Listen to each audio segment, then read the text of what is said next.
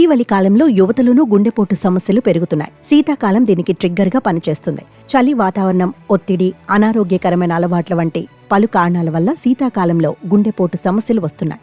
చల్లగా ఉన్నప్పుడు శరీరం ఉష్ణోగ్రతను నిర్వహించడానికి రక్తనాళాలు అధిక శ్రమను అనుభవిస్తాయి. ఇది రక్తపోటు, హృదయ స్పందన రేటును పెంచుతుంది. ఇది గుండెకు రక్తాన్ని పంప్ చేయడానికి కష్టపడి పనిచేస్తుంది. ఈ పరిస్థితి గుండె జబ్బులున్న వారికి మరింత కష్టం. చలి పెరిగే కొద్దీ గుండెపై ఒత్తిడి పెరుగుతుంది.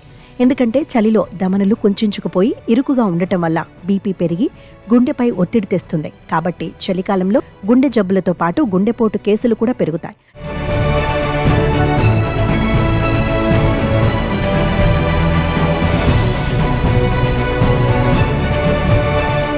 చలికాలంలో సాధారణంగా శారీరక శ్రమ తగ్గుతుంది. చలి కారణంగా మంచం దిగడానికి కూడా చాలా మంది ఇష్టపడరు.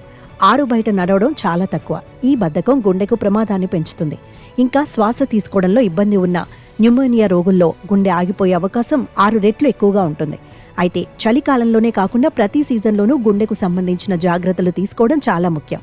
ఎందుకంటే గత 32 ఏళ్లలో గుండె జబ్బుల కారణంగా మరణించే వారి సంఖ్య 60% పెరిగింది. ఏటా 2 కోట్ల మంది గుండెపోటుతో మరణిస్తున్నారు. కాబట్టి గుండె ఆరోగ్యంగా ఉండాలంటే 6 నుంచి 7 గంటలు నిద్రపోవాలి. దీనితో పాటు ప్రతిరోజు 30 నుంచి 40 నిమిషాలు యోగా చేయడం కూడా అవసరం.